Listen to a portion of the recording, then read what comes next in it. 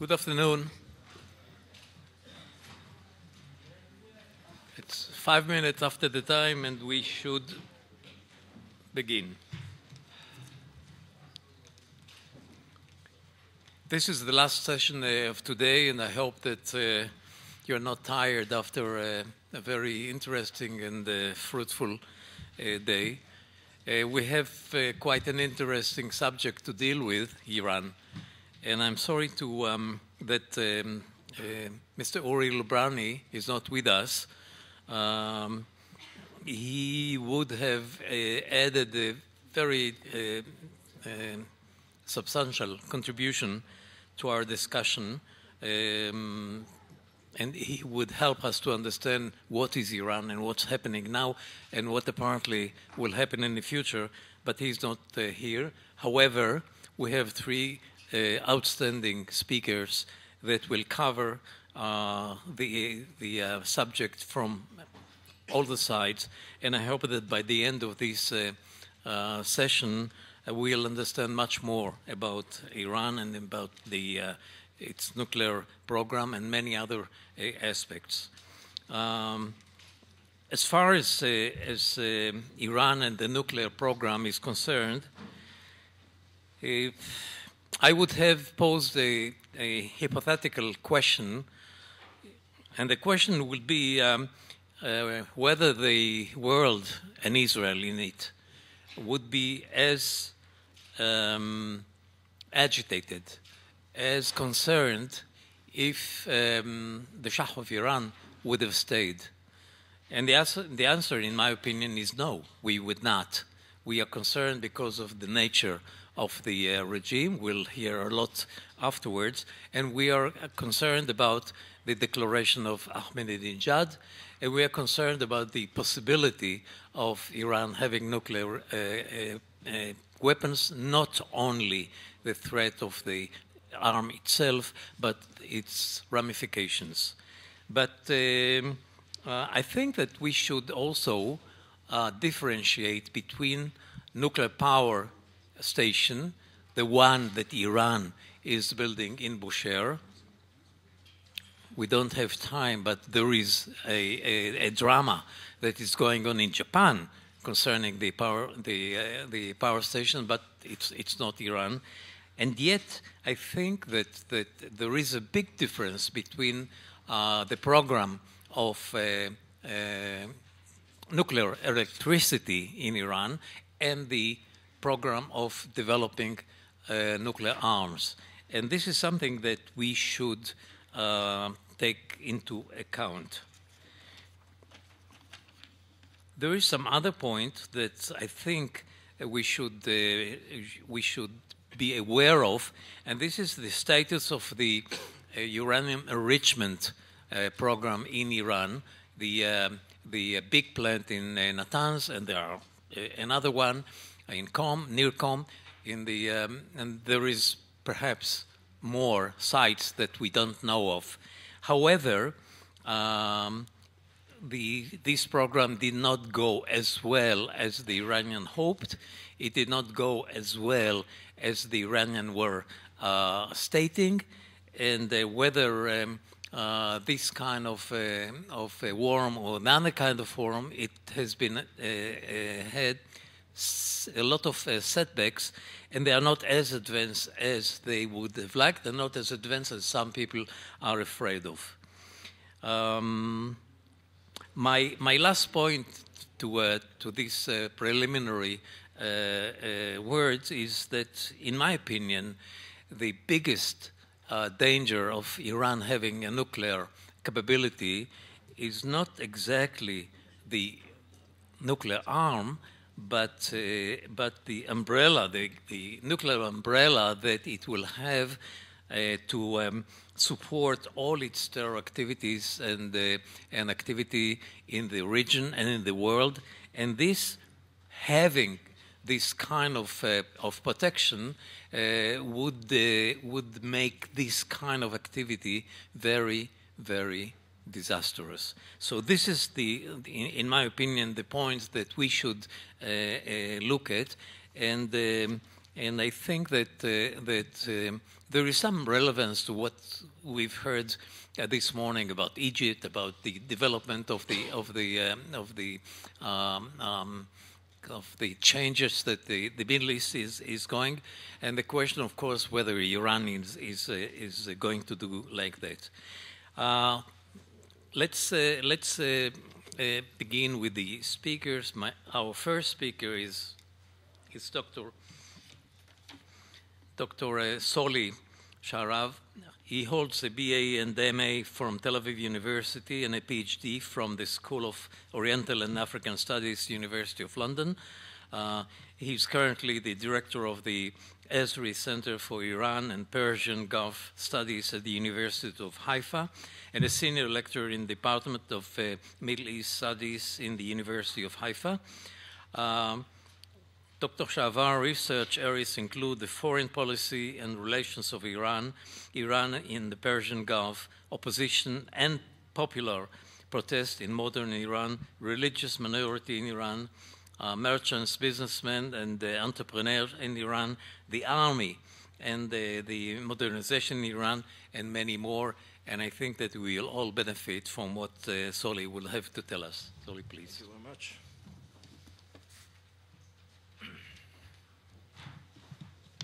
Good afternoon.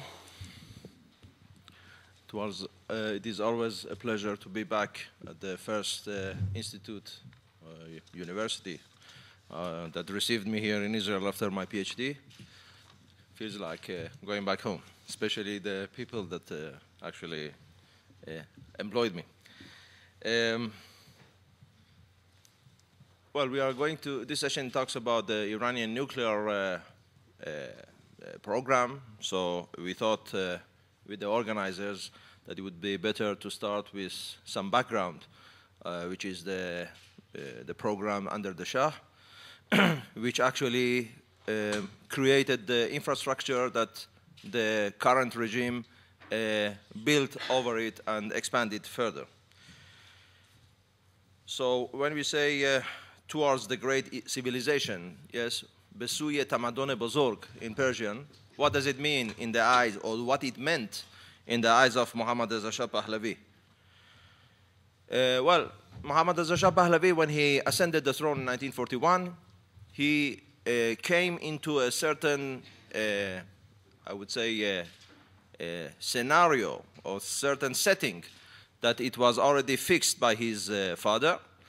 And his father, Reza Shah, has already laid some guidelines that he, during his 16 years of monarchy, tried to establish and promote. The first one is promoting Iranian nationalism. When I say Iranian, it means in the pre-Islamic sense of Iranianism, not what developed after Islam.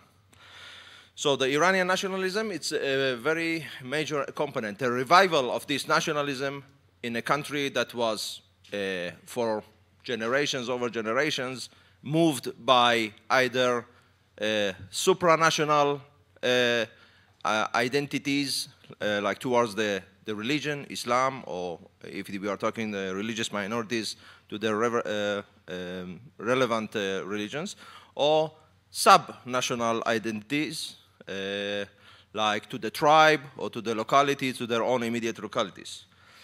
The other one is secularism, and in the sense of anti-clericalism, regarding the Shiite establishment and the Shiite ulama as the main, I would say, problem or main obstacle before a modernization and advance.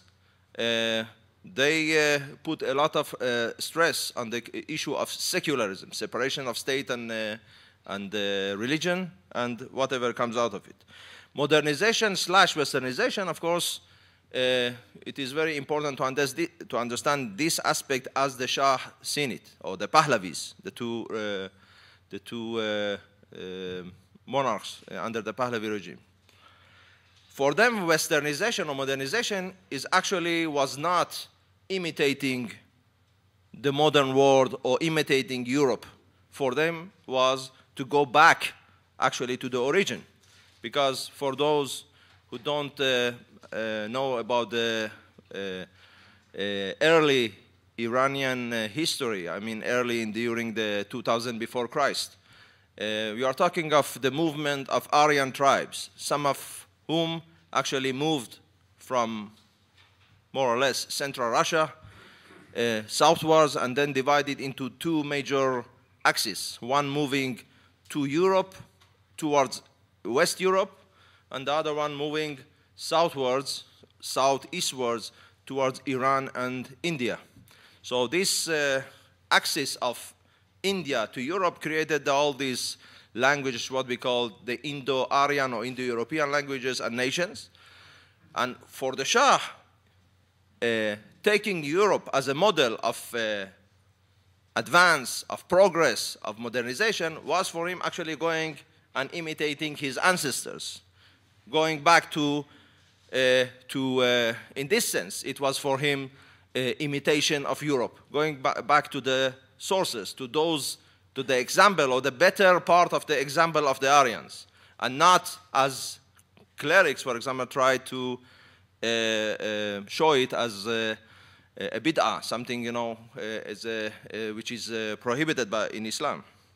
So it is very important to understand, and it very much explains the move of the Shah towards the West, the US, to the pro-Western camp. And of course, one result of all this would be strengthening the monarchy, because the monarchy in pre-Islamic period was the unifying force of all this realm, of this, that it, in its most extensive period was for controlling 128 nations and countries around the world, yes? And that's where the term Shahanshah, yes, king of kings comes, because the Shah was king of other kings. So for him, returning to the status of great civilization needed a number of important components in the state that Iran was when he ascended the throne. First of all, richness. You cannot go back to great civilization if you are a poor country. That's why he actually deferred his coronation in 26 years. He ascended the throne in 1941. He made the coronation in 1967. So in his word, there was no pride over being the king of a poor country and nation. When the money from the oil started to come up, then he felt that it's time to actually do the coronation. Reforms. So we are talking emancipation of women, one of his major reforms. Why? Because in pre-Islamic period, we have examples of women being head of the navy, commander of the navies. The women had a very high status in the Iranian society before Islam. So, and of course, these good example of the good Aryans, yeah, that he tried to imitate in those societies. Of course, the women had a much more advanced position. There was emancipation of women. So one element that would describe Iran as a more advanced society and country would be the elevation of the status of the woman. That's why he gave women the right to vote, and the family law of 1967 and onwards. Education, of course, modern education was a major component. Land reform, also one of the more important reforms that he introduced. Industrialization, etc., of course, according to the Western or European model. Another thing that you would say to yourself that I reached a position of a great civilization is the hegemonic position of Iran in the region and some world standing, global standing. So for him, Iran in 1941, when he ascended the throne, he was invaded by Soviet and British forces. On top of that, about 6,000 American soldiers that augmented into 30,000 soldiers. So there was no pride in being, calling Iran a great civilization at that point. After the withdrawal of these forces, and after he consolidated his position within the country and reached certain status, regional status, then he could say that we are, on the way to the great civilization. And this, of course, meant also establishing a modern army, the best equipment, and advanced equipment, yes? And worldwide recognition, especially by Western powers. When he became police of the Gulf, with the British withdrawal, for him it was the top of his aspirations. So for him it was kind of the status of not only the police of the Gulf, this meant that he is the keeper of the interest of the West in this region. And a very important thing is to be in the elite club of nuclear countries. That would also mean the great civilization. So going back to this coronation, again, after he consolidated his power on the domestic front, increasing oil income, doing the White Revolution, he made the coronation. Here are a few pictures, and he is actually crowning himself. There is no somebody above him that puts the crown on his head. This means a lot. He is at the top. He is putting it on his wife. And of course, before dignitaries from presidents and kings and prime ministers around the world. Then, this was when, after he consolidated his power inside, when he is he and Iran becoming hegemonic power in the region, then he starts his, what he called the marking 2,500 years of Persian monarchy. This happened in 1971, as I said, after the British in 1968 announced their withdrawal from the Gulf, and they completed in 71, and with the arrangement that he will be the keeper of the Western interests in the area, so he could, start these festivities, the worldwide recognition. He did it in the Persepolis, yes, Takht Jamshid, which is the ancient capital of the Achaemenid Empire, with parades and dignitaries from all over the world. So we said that the nuclear program was part of this great civilization, or towards the great civilization. I distinguish two parts. First part is 56 to 74. I would say the main point here is that the program started under or after the proclamation of President Eisenhower regarding Atoms for Peace program. We are in the news, we hear about Japan today, as Mr. Elam rightly said, but then it was another Japan, or Japan in different period after, of course, the nuclear bombardment of Hiroshima and Nagasaki. It terrified the world. Then the American president thought that USA needs to come to relax, to try to calm the nations around the world, especially those allied with the West.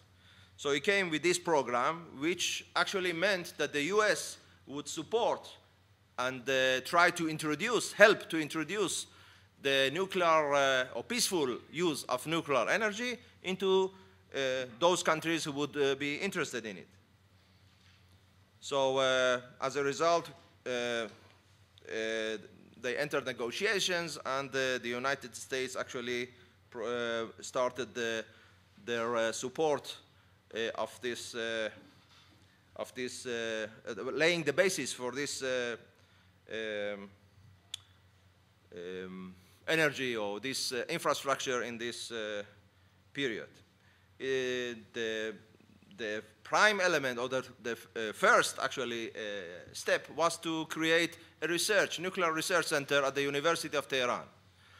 And this happened in mid-1959, and as a result also the CENTO, Central Treaty Organization, yes, those who are with strategic knowledge, they know that the West had these three main package: NATO, North Atlantic Treaty Organization, CENTO, Central Treaty Organization, and CETO, Southeast Asia Treaty Organization, which meant to block the going down, or the influence of the communist bloc going southwards to those countries allied with the United States and with the West. So the move of CENTO, Institute of Nuclear Science, to Iran, of course, happened after the 1958 coup in Iraq, and of course it further strengthened the position of Iran in this Western alliance. In 1961, as a result of this 59 agreement, the Americans start to build this nuclear reactor in the University of Tehran, which took about 6 years, and it completed 67. The same reactor was given to Pakistan, Turkey, Israel, and Indonesia as well, as part of Atom for Peace program. 63, we see Iran signed and ratified the Partial Nuclear Test Ban Treaty. 67, the Ministry of Science was established in Iran. And in the same year, of course, the reactor was completed. The US supplied it with, it was a 5 megawatt reactor with 5.85 kilograms of 93% enriched uranium. Usually above 90, it's enough for producing nuclear weapons with this uranium.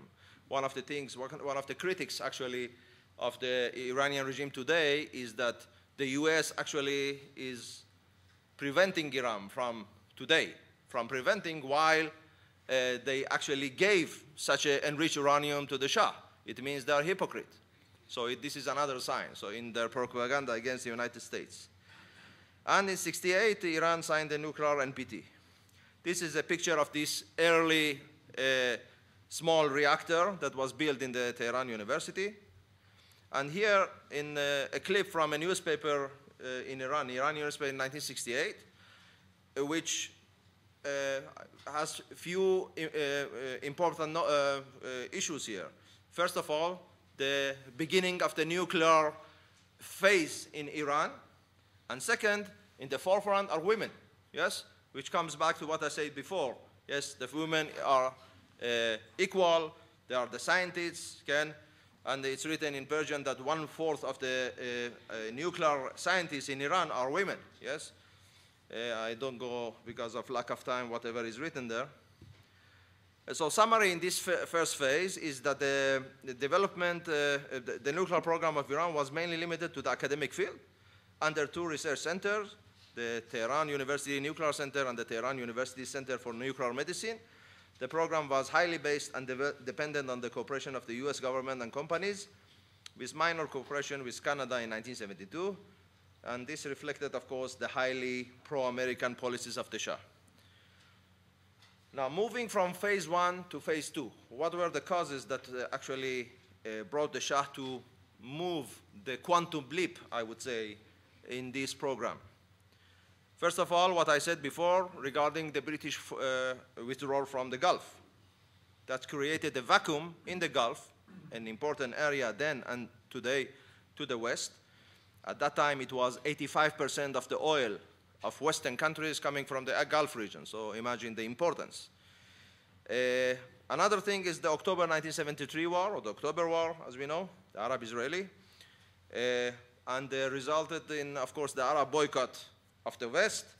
This gave the Shah the opportunity to raise the prices of oil and quadruple it, actually, and to achieve huge amounts of income, with which he could embark on this grand project of leading Iran to great civilization, to that status.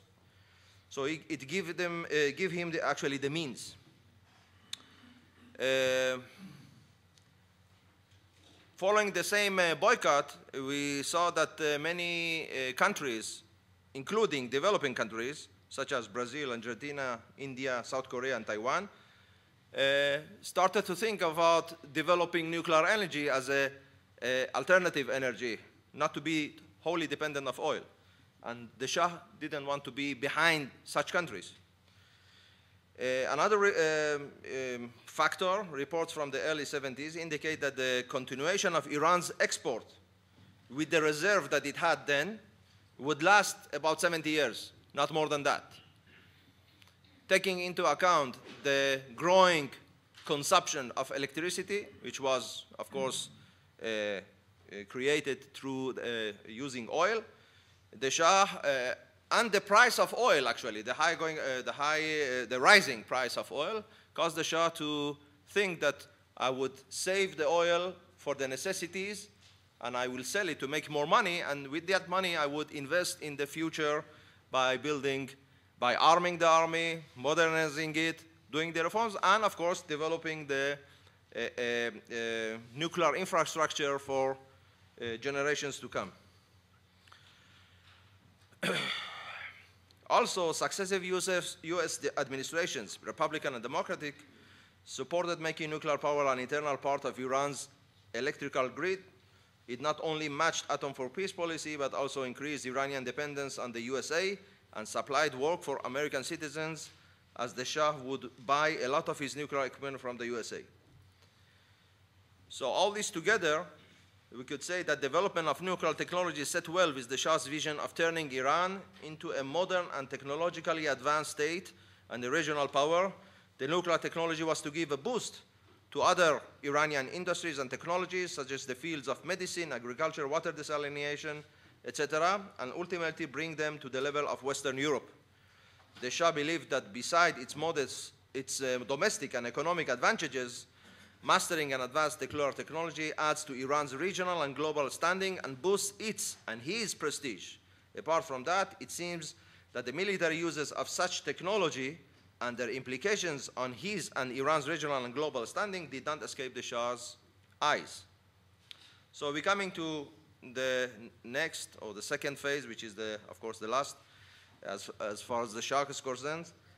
And we are talking about 74, 79. On July 79, the Atomic Energy Organization of Iran, which is the main organization for nuclear development, became a legal entity after the respective law was ratified. Dr. Akbar Etemad, who headed this organization during all these years, 74 to 78, then nuclear advisor to the Iran government, was appointed president of AOI. Given the importance of the program, the Shah decided that Etemad was to report to him directly, no intermediaries, which was an unusual thing in the administration of the Shah. This is the Shah and Etemad on the left, and in the middle, of course, the rightly present Asadullah Alam, his Ministry of Court. The problem, certain problems started with the 24 May 1974, when the Indian nuclear test took place, which created a lot of concern around the world regarding the other countries moving into the proliferation of uranium for military uses, which actually very much slowed down the rhythm of the yes, I would say the rhythm of the negotiations and the cooperation between Iran and the USA, and was one of the reasons that the Shah moved to other sources than the USA. Under Etemad, the AOI launched an extensive 15-year nuclear energy program with an annual budget of $4 billion. We are talking about 74, yes? Which aimed to produce some 23,000 megawatts of electrical power from some 23 nuclear stations by 1990, in 15 years. The program envisaged the construction of eight nuclear power plants in 4 years, in the first 4 years. And the location of these early eight plants, named Iran 1 till Iran 8, they were 1 and 2 were located in Halila, near south of Bushehr, which is the same, more or less the same location of the present one. There were 1,300 megawatts each. Contractor was Kraftwerk Union, AG, which was a German company of a Siemens subsidiary.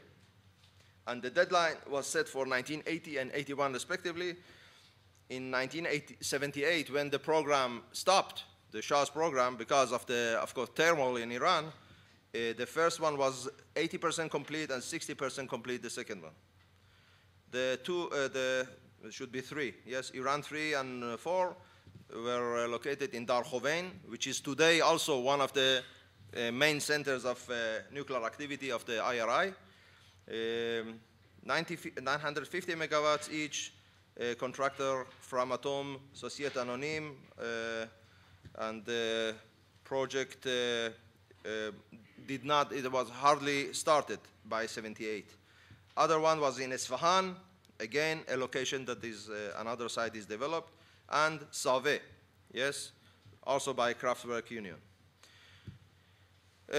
Which foreign governments the Iranian participated? Mainly two European companies, governments and companies. France was one of the two main partners, France and Germany. In France and Germany, actually, they made agreements for not only construction of nuclear plants, but also training, enriched uranium, supply of enriched uranium, and the whole thing, as we say, the whole deal. Because of lack of time, I don't go into this. With the French, they actually they made an agreement with a company, a multi-European company, which was actually Italian, Spanish, Belgian, and French companies or partners, called Eurodif. And because it was a European company, it couldn't have a non-European partner. Therefore, Iran and France created a sub-company. They call it Sofidif, and this sub-company became a member of this Eurodif. This is an enrichment company, nuclear company, and I would show you exactly. This is the Eurodif power plant and enrichment site. Iran had 10% in this company, which meant that Iran tried to secure for itself a supply of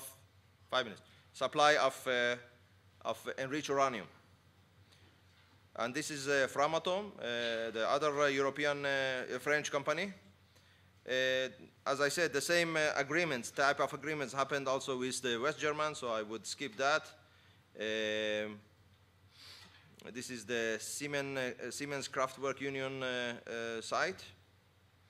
With the USA, the Iranians continued their cooperation also into the second phase. The Americans committed to supply 8 nuclear reactors for $6.4 billion. But as I said, because of the Indian nuclear test, the American side was very, very careful, became very, very careful. And actually, all the negotiations continued until 1978, when it was already too late to implement it.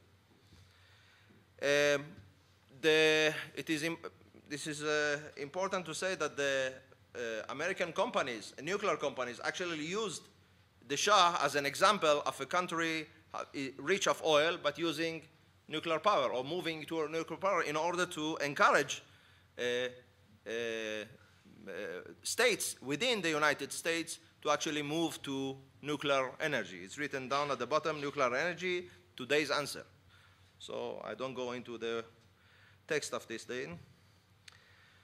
Other countries that the Shah actually spread his nuclear activity with was the UK, mainly for sale of enriched uranium, India for training and exchange of information, Argentina, actually the first 10 foreign advisors on nuclear issue were Argentinians, came from Argentina, on a not official but a private contract.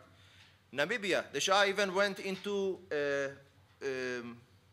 contracts with mines, uranium mines. In this case, the Rosing Uranium Mine Company, in order to secure for himself as much as possible the raw uranium as well as enriched uranium. Spread his activity.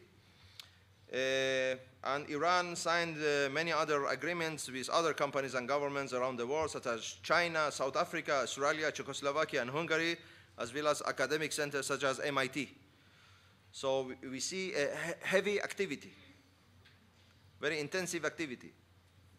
And by 1978, when the revolution started, the AEOI employed more than 4,000 employees, and hundreds of scientists and technicians were sent abroad on government stipends to study and to improve their skills in nuclear technology, the main countries being the USA, UK, West Germany, and France. The situation in Iran was more advanced than its other partners in CENTO in terms of nuclear activity. All of these activities and nuclear program which the Shah envisaged for his country came to a halt during the 1978-79. So in summary and conclusion, I would say, in the second phase, the Shah made a quantum leap forward as far as Iran's nuclear program is concerned. No doubt that the growing income from oil sales enabled him to do so, while the alarming reports regarding the dwindling Iranian oil reserve might have pushed him to do so as well. Still, it seems that the new strategic panorama of the region in the early 1970s, combined with the vision he had for Iran as a great civilization, and himself as the light of the Aryans, Arya Mehr, and the king of the kings, Shahanshah, in similar fashion to Cyrus the Great, had also played a role, maybe a key role, in laying the foundations of a nuclear infrastructure which could lead Iran into the 21st and the following centuries. It is highly probable that the fact that in 1974 the Shah was diagnosed as having cancer have made him rush things so that he could see the realization of his vision in his own lifetime. This could explain the amount and the global spread of Iran's concurrent investment and agreements in the field of nuclear energy in both East and West. The plan to construct 23 nuclear reactors with a total capacity of 23,000 megawatts was by far beyond the Iranian domestic needs. It was about 3,200 at that time for electricity consumption, megawatts I mean. This gap could be explained either as part of Iran's future population growth or the Shah's megalomania, or both. There is also no doubt that the 1978-79 revolution and the fall of the Pahlavi regime was the sole cause for the halt in this grand project. No doubt that Khomeini's need to consolidate his rule domestically, as well as the start and the prolongation of the Iran-Iraq war, prevented the speedy development of the Iranian nuclear program till the beginning of the first development plan in 1989-90, which is after the Iraq war. Still, some nuclear activity had already started from 1983 onwards, under Mir Hossein Mousavi as Prime Minister, by the way. The nuclear infrastructure laid by the Shah forms the basis of the nuclear infrastructure of the Islamic Republic of Iran. It is, of course, an interesting question what course the events in Iran, the region, and the world would have taken and had Iran managed to acquire a nuclear plant before 1979. Thank you very much.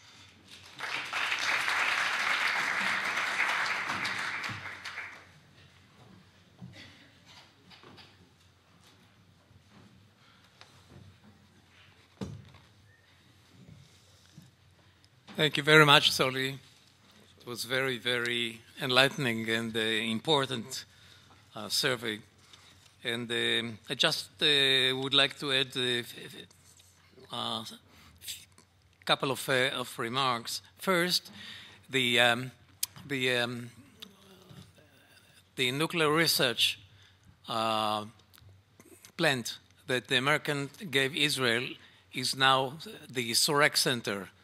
It's similar to the center that the American built for Iran, and the Sorek Center is active until today. And the fuel is enriched uranium 93%, but very, very small quantity. And my second remark is that in Israel also, the Director General of the Atomic Energy Commission is reporting directly to the Prime Minister, like the Shah did. And my third remark is that these 23 nuclear centers, the dream of the Shah we can compare it, for instance, to the 55 nuclear power stations in Japan now. So 23 is not too big a number for a country that is developing. Now, our second speaker is Dr. Ephraim Kam.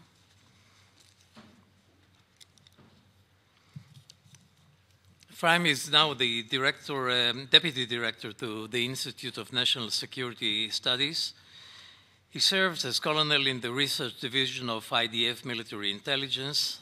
The position he held in the IDF include the assistant director to the research division for evaluation and senior instructor to the IDF National Defense College. By 93, he retired from the IDF and joined the Jaffe Center, the predecessor of the INSS, where he served since 1995 as the deputy head. He's also teaching at the Security Studies program at Tel Aviv University. Dr. Kam holds a PhD in international relations for Harvard University. He specializes in security problems of the Middle East and the Arab states, Israel national security issues, as well as strategic intelligence. During the last 15 years, he has specialized in Iranian strategy. His book, Surprise Attack, The Victims of Perspective, was awarded the National Intelligence Studies Center Prize for the best book on intelligence issues. And his most recent book is A Nuclear Iran, What Does It Mean and What Can Be Done? And what he's going to talk about now is related to his last book, What Can Be Done? Can a military attack would help or would solve something? Ephraim, please. Thank you, Uzi. And I'm grateful to the organizer of this conference who invited me to participate in it. Unlike Soli, I was a student in this university before I got my PhD. And I take with me great memories from the Givat Ram campus, and I'm really happy to come back to this university. Speaking about the military operation against nuclear sites in Iran, one has to remember that there are only two governments who consider this option: the American administration and the Israeli government. There is no third candidate to carry out such an operation. And there is no third candidate to carry out such an operation because an operation against the Iranian nuclear sites is very complicated, it is dangerous, and success is not guaranteed. And it's very different from the Israeli operation against the Iraqi nuclear site in 1981, and very different from the presumed Israeli attack on the Syrian nuclear site in 2007. This is a different opera. Opera, by the way, is a code name of the operation against the Iraqi site in 1981.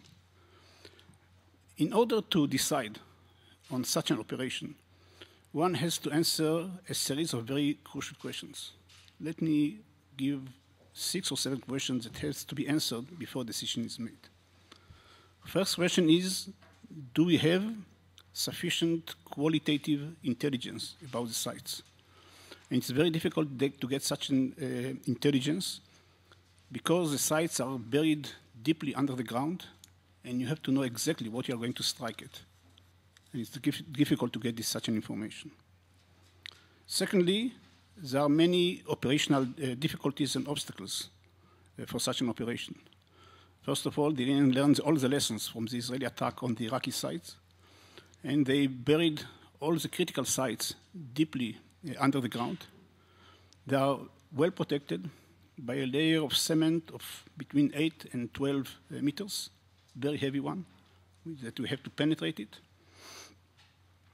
And you have, first, we have also to attack not one target, as was the case in the Iraqi site. You have to attack at least 3 or 4 sites in different places. And again, most of them are buried under the ground. You have the distance is very critical. The distance to the Iraqi site was about 500 kilometers from Israel. The Iranian sites are more or less about 1,500 kilometers. And this is a very substantial difference. The operation becomes much more complicated. You have to send there a larger number of aircraft to carry out the operation. to protect the attacking aircraft. You need a refuel, perhaps even twice along the way, which makes the whole operation much more dangerous and complicated. You have to coordinate it with American forces there in the area, because Iraq and the Persian Gulf are theaters of operations of the American troops there. Theoretically, it can be done without coordination, but then any mistake can bring about a confrontation or clash between the attacking aircraft and the American forces, and you don't want to do it, especially not with American troops. And the whole thing means that the whole operation from the operational viewpoint is much, much more complicated and dangerous. Third question is that you have to answer is, what is the timetable? When is the best time to carry out the operation? What is the last time? What's the last minute to do it? And there are 3 clocks that you have to take into account and to synchronize between them. One clock is operational one, because you have to find the exact point in time that is between our capabilities, the Israeli capabilities or the American capabilities, and the Iranian capabilities. Because Israel is improving its capabilities to carry out the attack, but the Iranians are also improving their capabilities to defend their sites. And you have to find this point in time in which the distance between the two capabilities will be the larger one. And it's not always easy to calculate this point. So this is one clock. Second clock is a political one. It is not advised, it's almost impossible to carry out a military operation before there is a consensus that the military option, the diplomatic option, which is now the preferred option by all the governments, has exhausted itself. It has failed. It's very difficult to say when it fails, because even if we claim that there is no chance that a diplomatic option failed, somebody will always say there is another option, we have to perhaps impose other sanctions, we have to try another deal with the Iranians. There is no end to that. And it's difficult to get international consensus that there is no further diplomatic option that should be considered. So this is second clock. What is the timetable along the diplomatic efforts? And the third one is a technological one. The last point in time in which you can carry out such an operation is when Iran gets a bomb. When Iran gets the first bomb, it's too late, because then Iran can hide this bomb somewhere in the desert. You won't be able to locate it. You won't be able to destroy it. You cannot guarantee 100% success.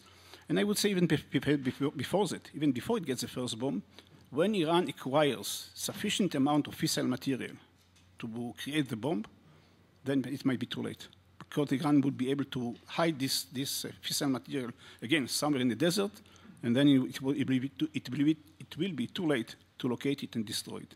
So the timetable is dictated by the intelligence assessment when Iran is going to get the bomb and when Iran can make the breakout for the bomb sometime in the coming future. Next question you have to answer is, what will be the Iranian response? Iraq at the time has not responded. Neither did Syria 4 years ago. But there is no doubt, in my judgment, Iran will respond. Iran is neither Iraq nor Syria. Iran will respond. And Iran has some capabilities to do so. There is almost no doubt that Iran will fire a large number of ballistic missiles and rockets against Israel from Iran, possibly by Hezbollah from Lebanon. Iran will carry out terror operations against Israeli targets, against perhaps Jewish targets, perhaps against American targets in the Middle East, and you have to take this response into account. I assume that quality, the meaning of the Iranian response is not dramatic, it's not very dramatic. Terror operations carried out by the Iranians will not destroy the state of Israel. Missile attack can be accepted by Israel if it decides to carry out such an operation. But again, you have to take into account this response. The next question you have to answer is, what damage can be caused by a military attack? In other words, how much time can we gain by a successful military attack? If it's going to be a matter of 1 or 2 years, perhaps it doesn't justify a military operation with all the risks and dangers it involves. If it's going to be a matter of 7, 9, 8 years, it's a different opera. So we have to come to make a judgment. How much time can you get by such an attack? The next question you have to answer: what is American attitude towards such an attack. And then you have to find two answers. One is, will the Americans carry out the attack by themselves? If they do so, they will solve the problem or the dilemma for Israel. They'll do the job for us. The other question is, if they decide not to do so, will they allow Israel to do it? Will they give a green light to Israel to carry out such an operation? And today, at this moment, the American answer is negative. In fact, they take a double attitude. One is they say all the options are open, all the options are on the table. This is the official American position at this moment. But at the same time, the American administration, and especially the military establishment in Washington, says we are not supporting a military operation against Iraq, at least not under the current circumstances. The meaning of these two conflicting attitudes is no green light at the moment. If there is any reason, they say explicitly.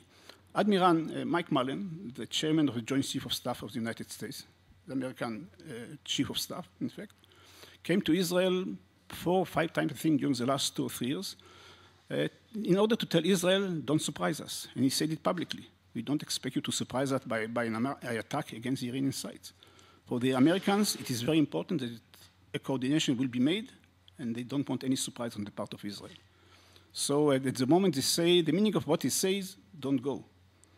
And there are several reasons that they mention why we shouldn't carry out such an attack. Neither they should do it. They believe that an attack against the Iranian sites will not end the Iranian nuclear program. It might cause a delay of 2, 3, 4 years at most, but it's not going to destroy it. Secondly, they have great uncertainty with regard to the results. They are far from being sure what will be the results, both military and political, of such an attack. Third, they are very hesitant to open a third front after they're being involved in Iraq and Afghanistan for the last decade or so. They take into account the Iranian response, not only against Israel, but also against American targets in the Middle East, in Iraq, in Afghanistan, in the Gulf. Iranian response against allies of the United States, especially in the Gulf area, against Israel, of course, as well. And they are very much concerned about the Iranian response.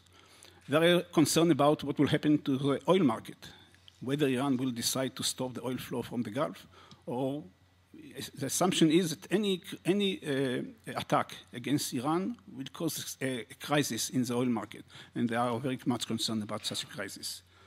And they also have to take into account that there is no support, there is no international support for such an operation. As I said, all the other governments, European governments especially, sometimes the Russian government, sometimes the Chinese government say we are explicitly against any attack against Iranian sites.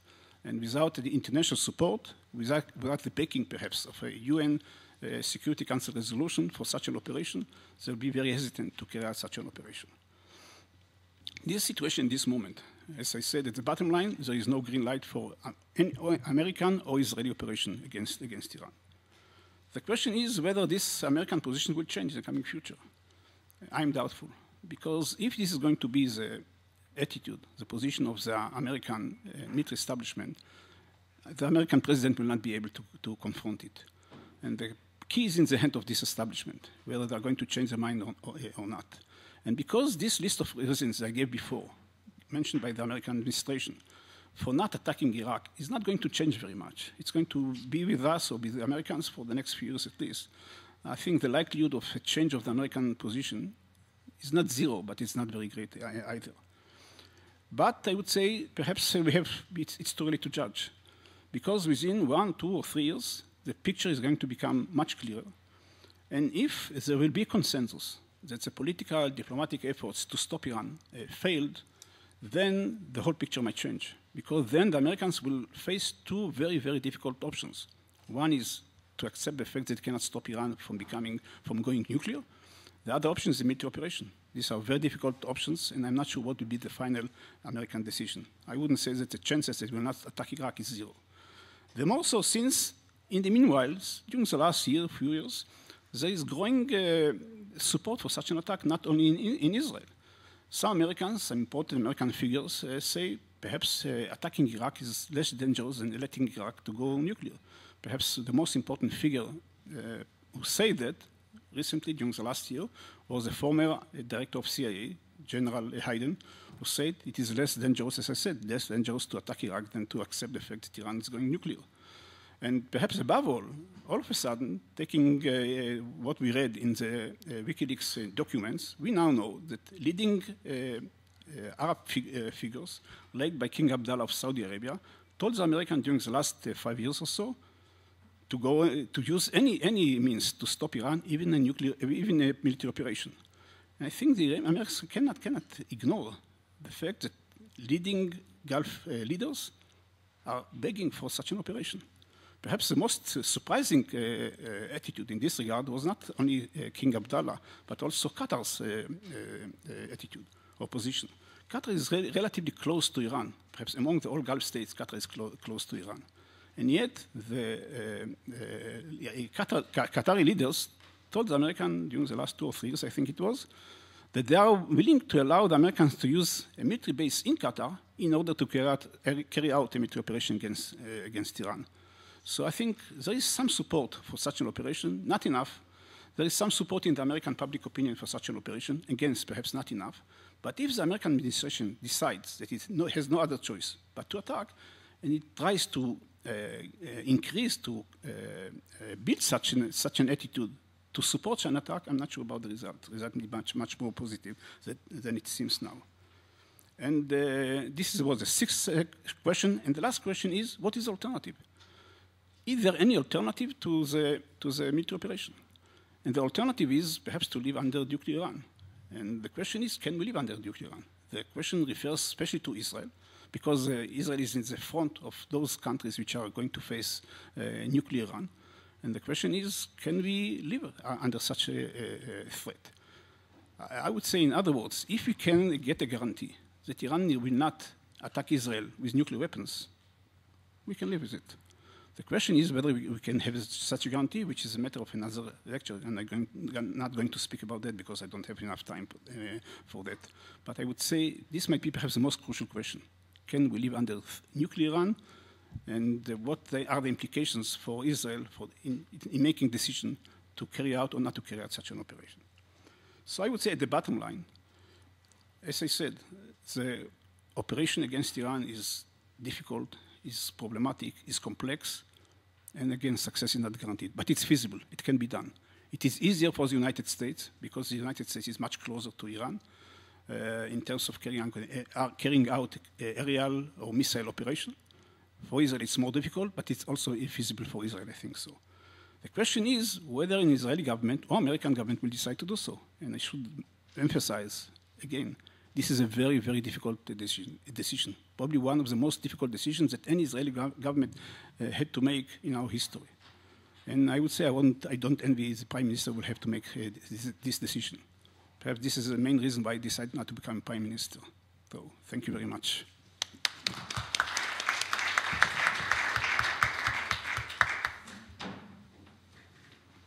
Thank you very much, Ephraim.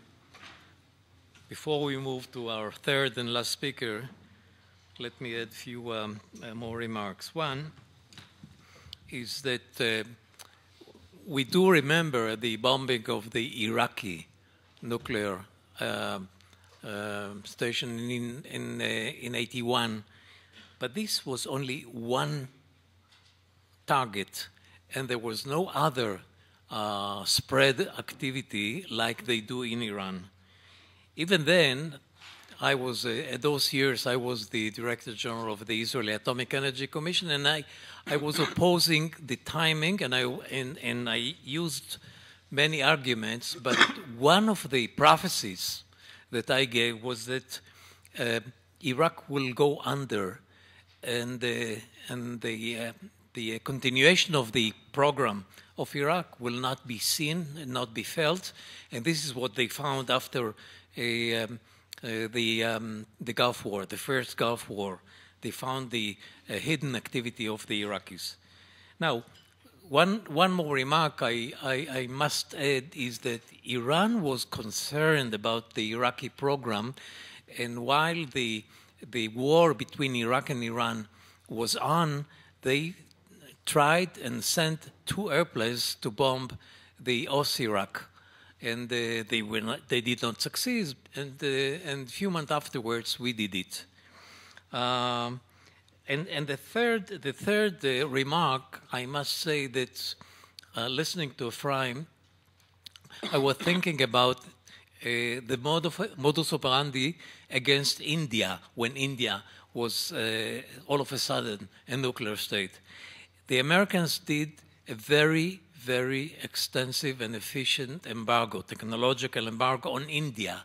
Not having the ability to attack India, they did it. And it was very efficient. I remember in the early 19th, when I first visited India to form the technological relations between India and Israel, I found how effective was the embargo of the United States and the West on India. And this, of course, brings us to the thought that perhaps an embargo is quite useful, provided that it is thorough and applied by all the nations that can do something about it. Now, our third speaker is Professor Shlomo Aronson, and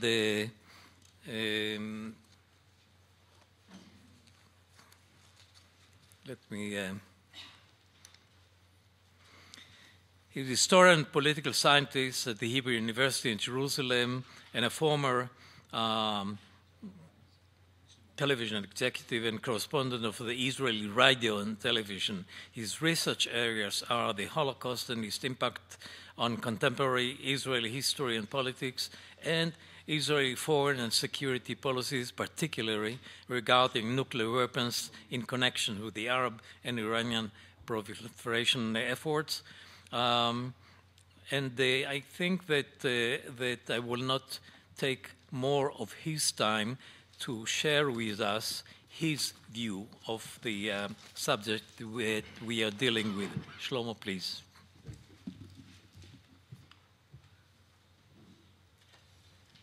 Thank you, Mr. Chairman, ladies and gentlemen. I'm reminded of a lecture or statement delivered in this hall, the Senate Hall, by General Ehud Barak when he was chief of intelligence of the IDF many years ago, in which he described the Iranian potential bomb as an existential threat to Israel. And one of us stood up and said to him, General Barak, is it very wise what you're doing here? Because when the mushroom cloud will go off on the Iranian desert, every Israeli will run away from this country. And since we believe, he said, this professor, this colleague of mine, that the Israeli argument that the Iranian bomb is an existential threat is aimed at the outside world, in order to entice some kind of action, maybe by the Americans, maybe by the Europeans, whatever. What you didn't calculate, General Barak, is the fact that this argument that the Iranian bomb is an existential threat to Israel will be taken seriously by Israelis and not by the Iranians. That is to say, this colleague of ours, tried to understand, to ask him whether this is a wise policy.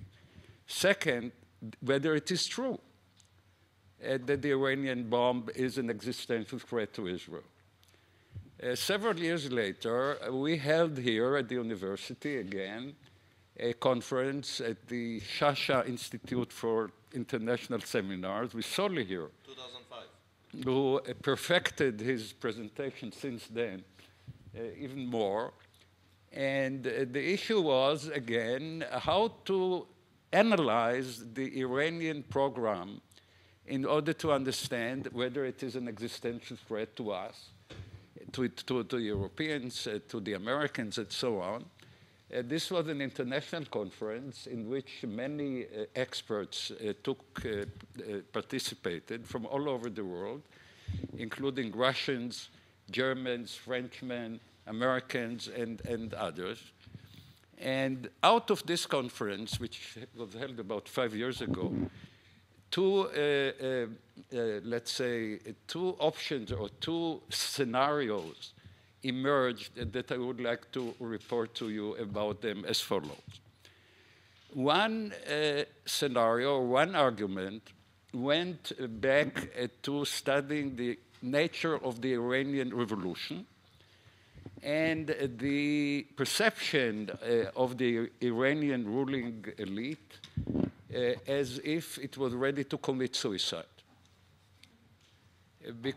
And to go that far as to sacrifice many members of the Iranian people to a nuclear holocaust.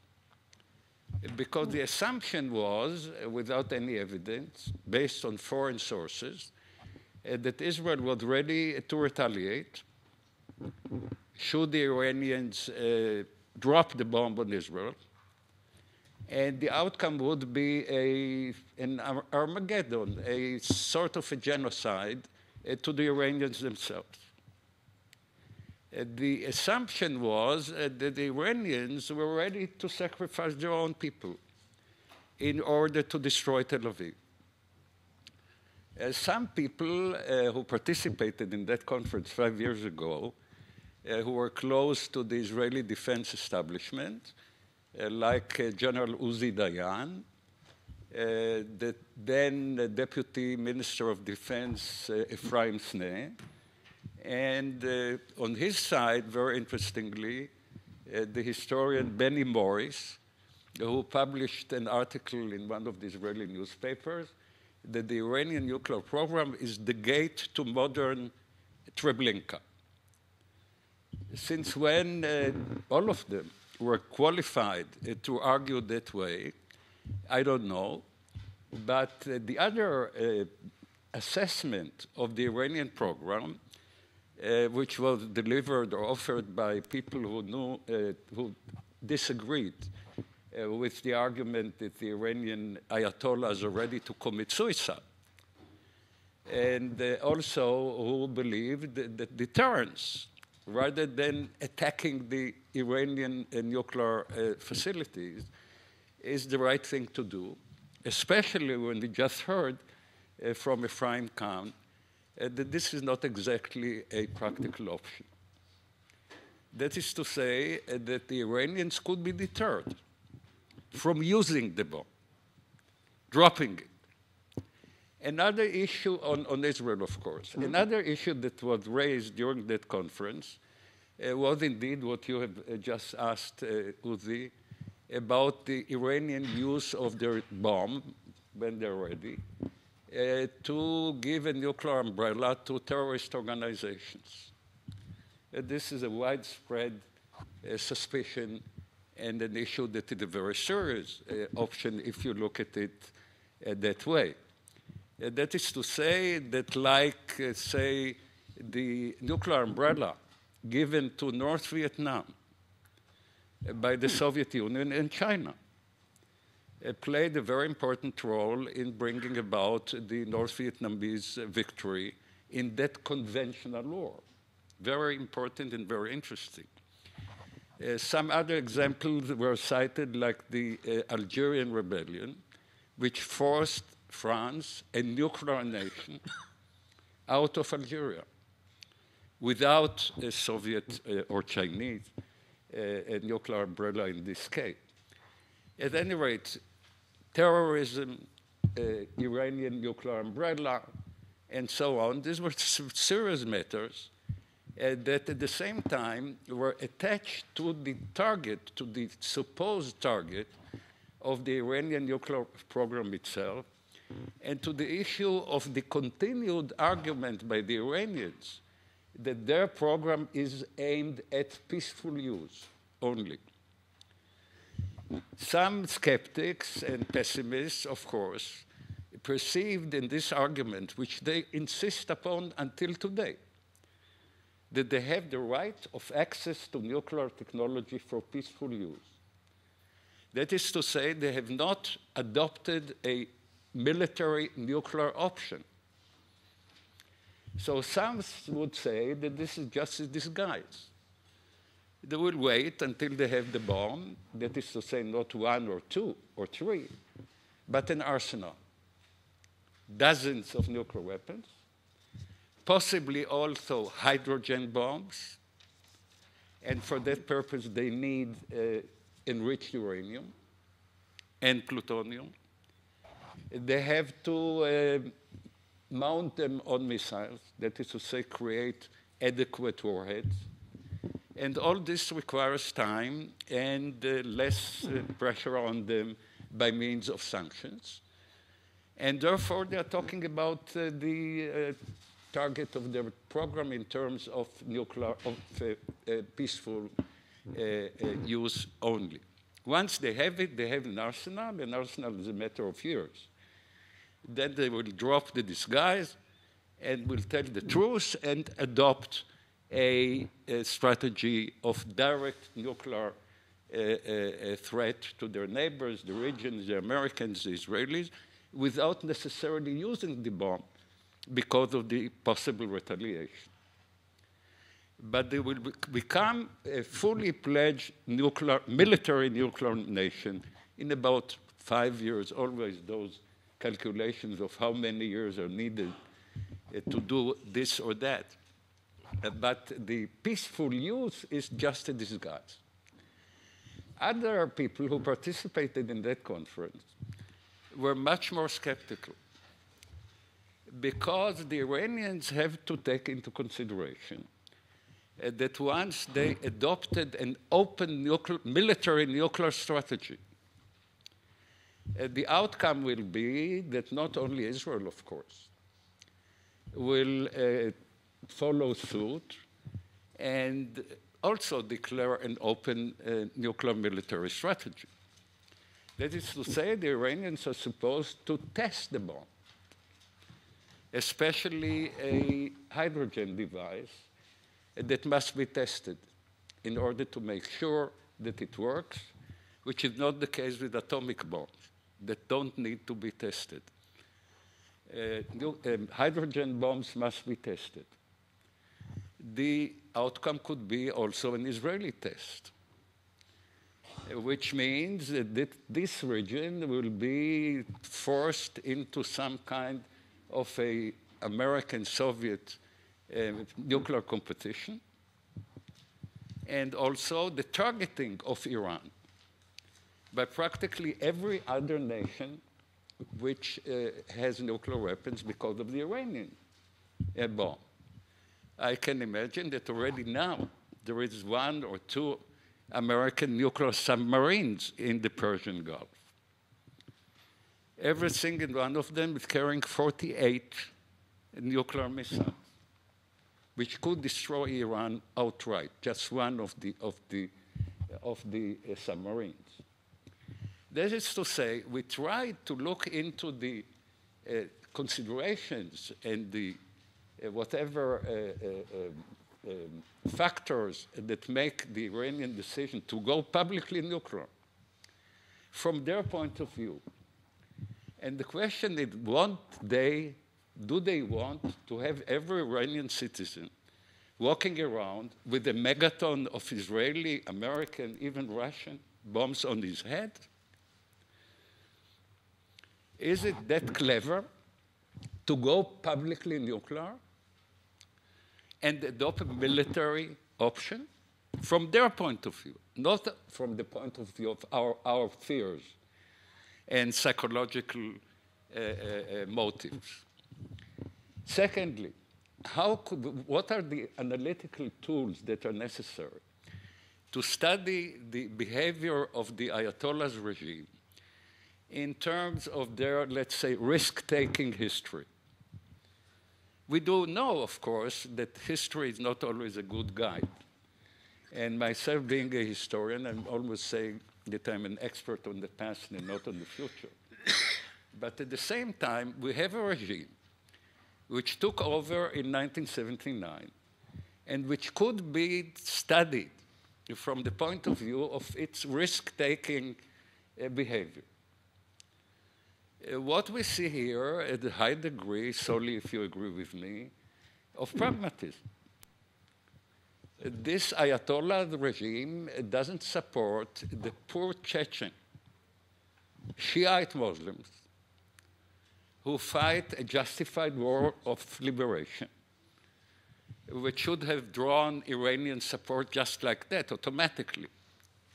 And this is not the case, because Tehran is very much interested in keeping good relations with Moscow. Even the support that they give to Hezbollah, and in a way to Hamas, is a classical war by proxy, in which they win points without sacrificing anything directly in terms of Israeli retaliation to what Hezbollah or Hamas are doing to us with Iranian support. Any other examples of Iranian risk-taking was examined in that conference, and nothing has been changed since then. And the best case is that of the Iran-Iraq war, which took 8 years, in which Iran was the victim of Saddam Hussein's aggression, and in which the Iranians lost hundreds of thousands of soldiers, young people, who were sent waves by waves to clear minefields. But the declared war goal of Ayatollah Khomeini was a regime change in Baghdad during that war. That is to say, he wanted Saddam Hussein's head, nothing less. At that stage of the war, it lasts 2, 3, 4, 5 months, the Iraqis acquired Scud-B intermediate range ballistic missiles and launched them into Tehran and Isfahan. The population of Tehran, many hundreds of thousands, fled to the hills. And the result was that Khomeini, the son of the devil himself, capitulated. 200 missiles, 200 miserable missiles, conventional missiles, 250 kilograms of conventional explosive in their warhead. But a terrible hysteria in Tehran, loss of control over the capital of the regime, which counts more than anything else for that regime. And I'm not talking about the holy sites like Qom, brought about the surrender of Iran to Iraqi demands to discuss peace, negotiate some kind of a peaceful agreement against Iran's own strategy in that war because of 200 conventional missiles. This is something, of course, which belongs to the past. Khomeini is dead, Ahmadinejad is on, and as a result of it, we can go back to General Barak's lecture in this hall that Israel is facing an existential threat. As those who participated in the conference 5 years ago, who didn't believe that Israel is facing an existential threat. And they mentioned things that at the time didn't exist as they exist now, with which I would like to conclude my remarks. Number one, terrorism. In the case of nuclear terrorism, Iran could be made responsible for whatever act of terrorism which comes outside of Iran, because she would be declared to be the supplier. Number two, sorry, my phone.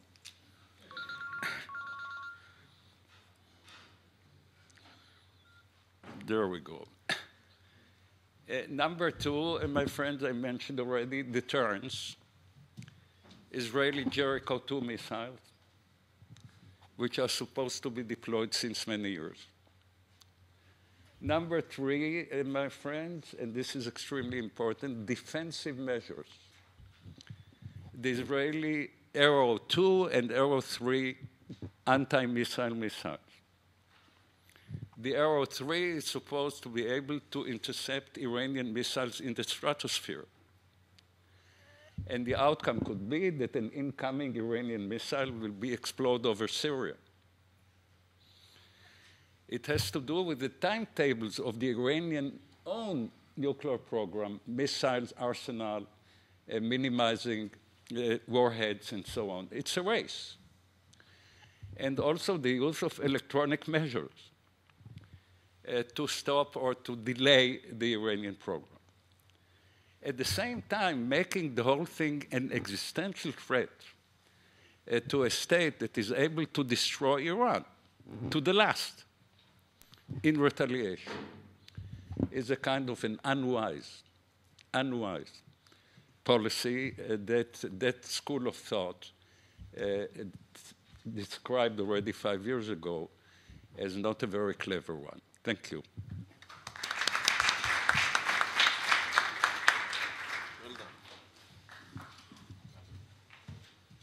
Thank you, Shlomo. We have some time for questions if you have enough energy. Okay, please.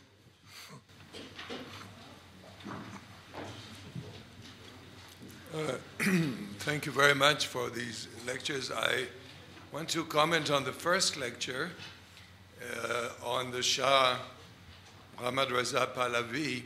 There is a book by Marvin Zonis, who is a well-known scholar at the University of Chicago, about the fall of the Shah. And one of his points was that the Shah actually caused his own downfall. The Shah, you mentioned, I think correctly, the Shah's megalomania. And you know, titles like Arya Mer, Shahenshah, and so on, these are very grandiose titles. The idea of the Persian Empire, the Persian kingdom, as a continuous kingdom with no interruption for 2.5 millennia. And the idea of the Aryans, which you mentioned, the migration of the Aryans from somewhere in central Russia down to Europe, Iran, India, and so on. This is just one theory about the Aryans. It's not the only theory. There are other theories, and of course you know that another very megalomaniac person like Adolf Hitler believed that the Aryans came all the way from Scandinavia down to India through Iran and so on. And even the name Arya, if I understand it correctly, even the name of Iran is Arya Nam, which means the land of the noble people. Mm-hmm. So you get here a kind of megalomania both on the individual level and on the collective level. And the one on the individual level actually brought about his downfall because he was using things like Savak, like the secret police, to suppress his people and to oppress his own people, which he thought was good, but actually which caused a lot of opposition. He was also trying to suppress Islam, as you have correctly pointed out, in the different points in which his structure of the monarchy was opposed to Islamic tradition. So he was really blind in a way, or blinded himself to the tremendous opposition in his own country, which resulted in his own downfall. Exactly. Sorry. If I may just... there is a question mark. Yes, well, just a comment. I would say that from all the three lectures, we can say no matter the regime, whether it is a monarchic, secular, westernizing, or Islamic regime, we have the same drive for nuclear energy.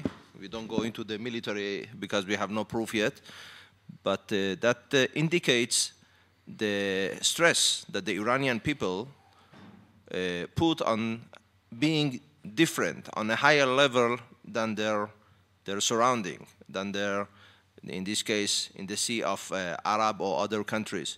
And this comes back to what I try to explain, the great civilization. How we prove that we are a great civilization, that one of the things is nuclear energy. And it doesn't mean that it doesn't, this is the same people before, at the Shah and at the Islamic Republic. So there is a large support in Iran for the right of Iranians still today, having the nuclear technology. There is a debate whether it is wise to go into that kind of conflict at this stage. And there is, of course, this school that says that the Iranian regime doesn't want a nuclear weapon. It was nuclear energy for peaceful purposes. But at a certain time when it would decide to go into nuclear, it will be much easier to jump from that level than having no nuclear energy. So, Ephraim, you want to refer? Another question, please. This is a question for the third speaker, professor whose name I can't see from... Professor Aronson. Aronson, yes. Regarding what you said about... Could you raise your voice? Yes, Use the mic. okay. mic. Regarding what Take you the said... Speak to the mic. regarding what you said, I don't think it's not working. active. Maybe this one works.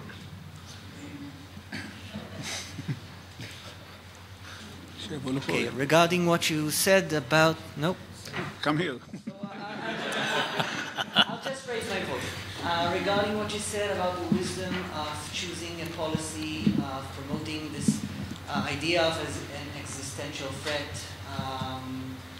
do you think that Prime Minister Benjamin Netanyahu or currently Minister of Security Ehud Barak are not aware of the facts that you've mentioned? Maybe this sort of Machiavellistic, I would say, approach to convincing the world that they should take this program seriously is in fact a wise choice of policy, given that the ordinary citizens of Israel are not the ones dealing with the decision to strike or not to strike in Iran. Maybe eventually the government, as we can see until now, chose to avoid any military confrontation on this part, and will continue to avoid it, but it's important to send the message that this is a serious threat. לא הבנתי את השאלה, אבל מילא. מה זה? Well, what I was trying to say is that by making the Iranian bomb, potential Iranian bomb, an existential threat to Israel, we are doing, on top of the criticism of General Barak at that time, I would make it even more, let's say, sophisticated by saying that if we make the Iranian bomb an existential threat to Israel, we are encouraging Iran to go publicly nuclear. Because when they go publicly nuclear, make a test, Israelis will run away, the Israeli mother will take her children and run away to San Fernando Valley. Because they're unable to live under the shadow of the Iranian bomb because of the hysteria, which is not justified, that General Barak at the time was talking to us about in this hall. Because we have the power to retaliate, and we have no evidence for Iranian, I would say, thinking of trying to destroy themselves. And since our nuclear project is, so to say, a matter that is not officially confirmed, and maybe people will say we have no power to retaliate. We don't have the necessary means to retaliate. All this is threaded with secrecy, of which I'm free. And others are not. That is to say, it has to do with our relations with the United States, NPT, all these things. It's a complex that made the Israeli retaliation option less clear or maybe even contested in actual terms. But I think most Israelis know that they are not, let's say, they are not orphans in this field. So the main concern Thank is you. the public's psychological state? I think I made myself so clear that we have nothing to fear about. Thank you. Can I make a Fine, sure. I want to make one comment which is not related directly to your question, but I think it should be important to understand it. I think that the Israeli government, for the last decade or so, is facing a dilemma. Whether to warn the world, to warn ourselves again the possibility that Iran will go nuclear or not. Because if you don't do it, then the world will not be aware of the threat, of the danger. If you do it, you might frighten the Israeli the Israeli population. And if once Iran gets a bomb, you may cause the loss of investments in Israel. It will bring about declining immigration, and it's going to cause a huge damage to Israeli Zionism. And then the question is what to do. I would say, I want to complete it. I think there is major Israeli success in this regard, because about 20 years ago, by the early 90s, Israel decided to raise its voice and warn the entire world against the danger of nuclear Iran, that it's going to create a threat to Israel's existence. And for some years, it has not managed to succeed. Because many around the world and in Israel did not believe that Iran will go nuclear, that Iran has no intention to go nuclear, that Iran is incapable of going nuclear. I remember one article written by an Israeli professor, university professor, which is now no longer with us, a large article which was titled in Hebrew, Iyum Shmum, which means there is no threat, no Iranian threat at all. And I think now we know that he was mistaken, because about 6-7 years ago, until about 6 or 7 years ago, there was a great debate around the world among experts, among intelligence communities, among governments, whether Iran can really become nuclear. I think this debate is over now for the last few years, because we know today so much about the Iranian nuclear program that it's absolutely clear that Iran is intending to get the bomb, and Iran is capable of getting the bomb sometime in the coming future. Thank you. Soli?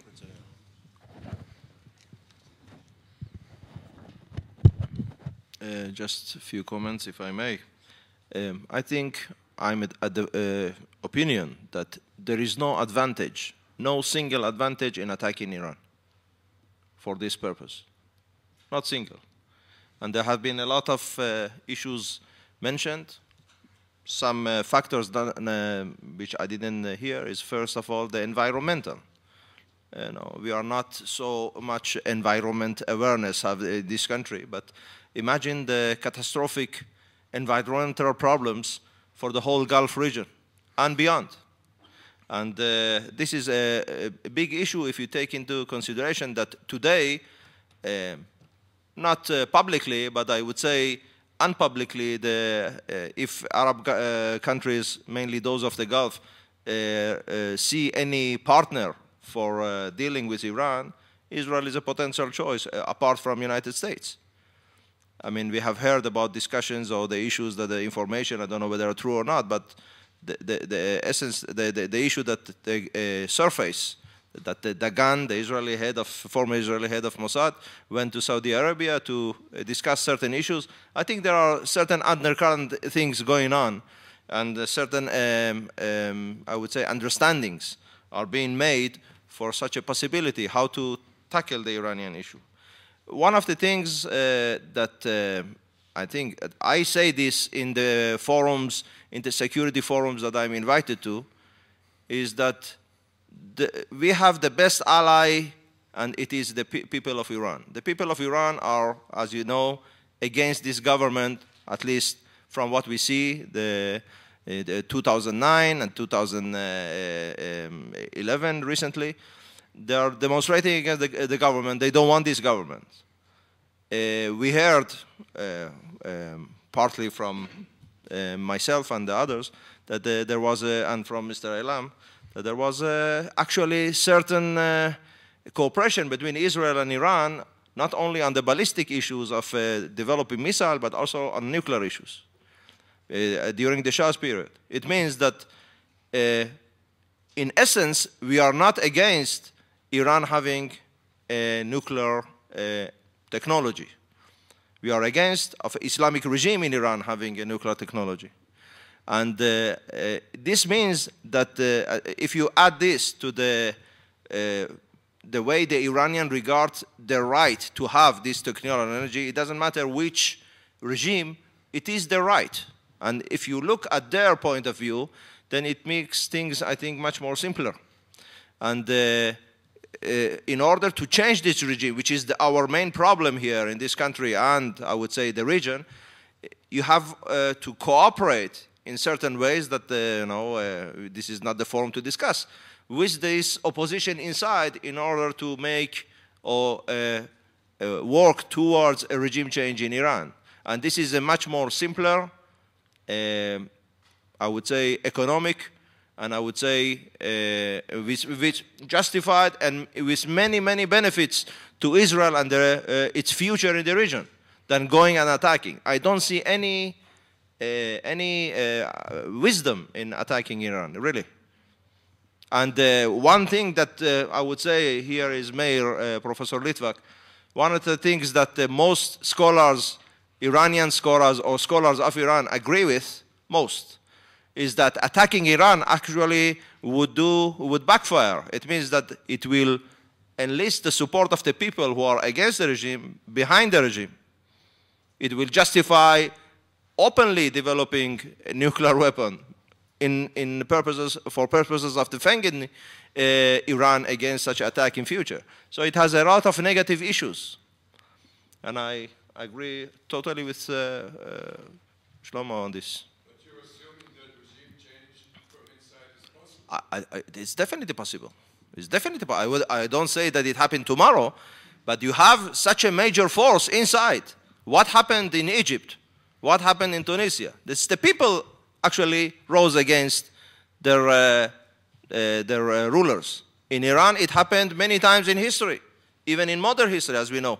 It can happen again, and I'm sure it would happen again, because Iranian people, in the same view of civilization that they regard themselves, that the cradle of human rights with the manifest of Cyrus the Great in 539 before BC, they don't see themselves as kind of slaves that they are today under such a regime that, that does whatever it wants in the name of God. This is an abnormal situation in Iran, and this will change like anything abnormal. It won't last. So using that energy, that force, in order to achieve the end or the result that we actually aspire for, regime change, I think that's the thing that they should focus on.